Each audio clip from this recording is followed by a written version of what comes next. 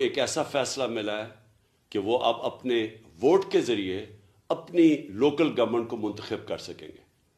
ہماری بڑی بدقسمتی ہے کہ اس ملک میں ایک کرپٹ ٹولہ مسلط ہے اور ان کے ساتھ ملا ہوا الیکشن کمیشن، جو ہمیشہ ان کی سپورٹ کرتا ہے اور جمہوریت کے خلاف فیصلے دیتا ہے، اور اللہ کا شکر ہے کہ عدالتیں ہمیشہ ان کے فیصلوں کو مسترد کر دیتے ہیں۔ یہ جو کرپٹ ٹولہ ہے یہ عوام سے ڈرتا ہے، یہ الیکشن سے بھاگتا ہے۔ ان کی صرف ایک کوشش ہے کہ اس ملک کے اوپر اپنا قبضہ کس طرح مسلط کر رکھ سکتے ہیں، ہارس ٹریڈنگ کر کے، کرپشن کے پیسے سے لوگوں کے ضمیر خرید کے، اور ان کے پاس کوئی دوسرا راستہ نہیں ہے۔